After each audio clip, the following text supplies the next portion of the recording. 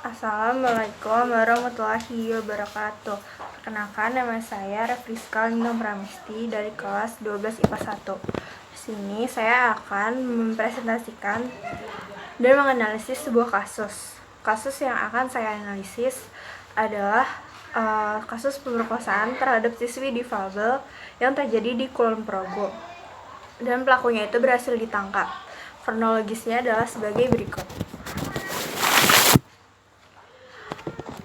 Pelaku seorang pria yang berinisial SJ berumur 40 tahun, merupakan warga Pendukuhan Gunung Gempol, Kelurahan Giripeni di Kulon Progo, Yogyakarta. Ia telah ditangkap polisi karena memperkosa seorang siswi yang berinisial S berusia 20 tahun. Siswi tersebut merupakan difabel yang tidak lagi bukan adalah tetangganya sendiri. Kemudian pelaku tersebut ditahan pada tanggal 22 Oktober tahun 2020 setelah melakukan proses hukum yang berjalan setahun. Pemerkosaan terhadap siswi yang berinisial S ini terjadi setahun yang lalu, tepatnya pada tanggal 9 Oktober tahun 2019. Pada saat itu, si pelaku yang berinisial SD ini datang ke rumah siswi tersebut untuk mencari ayahnya terkait pekerjaan mengenai panen buah kelapa. Kemudian SJ ini dan ayahnya si S ini adalah teman yang sesama buruh. Di hari kejadian tersebut, sekitar pukul 13.00 waktu Indonesia Barat, siswi S tersebut terlihat baru pulang dari sekolah. Saat ia masuk ke dalam rumah, pelaku tersebut mengikutinya dan mengancam siswi difabel tersebut untuk melakukan hubungan seksual dengannya. Kemudian 2 minggu setelah kejadian tersebut, guru siswi berinisial S ini curiga saat melihat si S ini di kelas terlihat murung dan sering menangis. Akhirnya guru tersebut memberanikan diri untuk menanyakan kepada S tersebut. Kemudian S bercerita kalau dia telah diperkosa dengan tetangganya sendiri. Kasus tersebut akhirnya ditindaklanjutkan ke kepolisian. SJ sempat diamankan polisi, namun ia dikenai wajib lapor. Yang pertama, faktor penyebab terjadinya kasus tersebut. Faktor yang pertama yaitu korban mudah ditaklukkan. Jadi si pelaku ini, si pria ini menganggap si korban tersebut mudah ditaklukkan dan lemah, dan menganggap si korban ini adalah subordinasi, yaitu dimana ketika pelaku menganggap lawan jenisnya lemah sehingga ia dapat ditaklukkan. Yang kedua adalah faktor besarnya hasrat seksual yang dimiliki oleh pelaku. Faktor tersebut terjadi yaitu adalah faktor internal yang terjadi pada pelaku sendiri, yang kemungkinan ia sudah lama mengincar siswi tersebut dan akhirnya ia coba melampiaskannya dan terjadilah pemerkosaan tersebut. Kemudian yang ketiga, kurangnya pengawasan dari orang tua siswi tersebut. Dilihat dari kronologis kejadian tersebut, siswi itu baru pulang sekolah dan ia sudah melihat si pelaku ini sudah di dalam rumahnya dan tidak ada orang tuanya, sehingga hal tersebut memungkinkan dan mempermudah pelaku untuk melakukan pemerkosaan. Kemudian yang keempat, memiliki fantasi seksual yang mendukung adanya kekerasan seksual. Faktor ini juga terjadi faktor internal yang dimiliki oleh pelaku. Kemudian yang kedua, jenis pelanggaran hukum yang dilakukan oleh si pelaku. Yang pertama, perbuatan tercela yang dilakukan adalah pemerkosaan.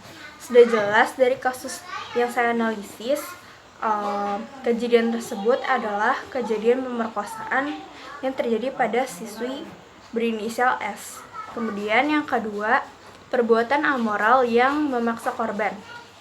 Dari kronologi kejadian tersebut, si pelaku ini melakukan perbuatan amoral, yaitu memaksa si korban untuk melakukan hubungan seksual dan mengancamnya.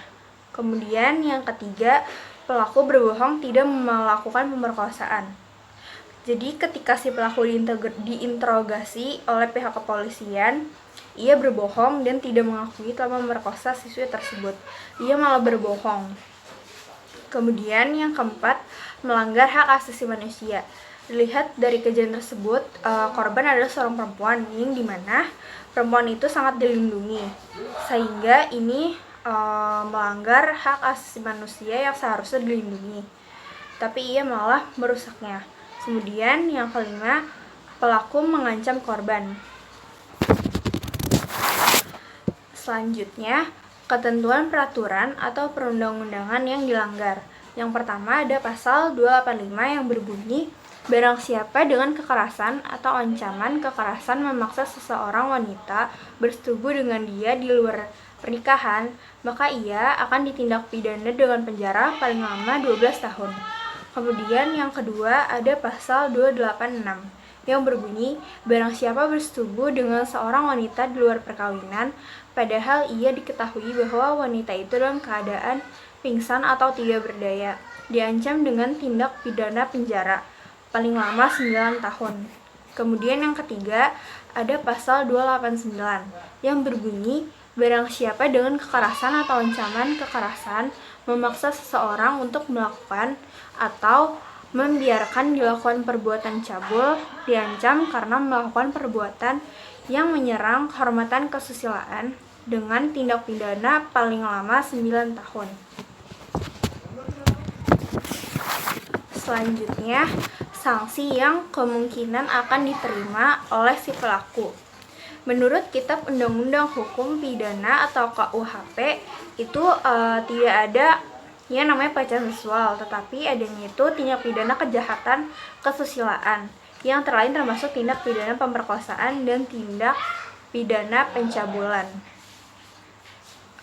Kemudian menurut Undang-Undang KUHP ini ditindak pidana penjara paling lama 12 tahun yang sebagaimana diatur dalam pasal 285 KUHP.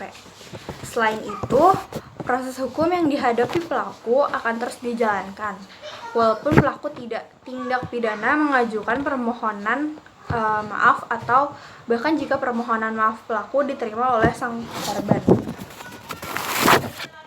Selanjutnya yang terakhir adalah solusi untuk mencegah terulangnya kasus tersebut. Yang pertama, biasakan berdoa untuk memohon perlindungan kepada Tuhan Maha Kuasa. Ya, hal ini sudah harusnya umum bagi kita semua. Kita harus selalu berdoa kepada Yang Maha Kuasa agar selalu dilindungi dan agar dihindarkan dari kejadian tersebut.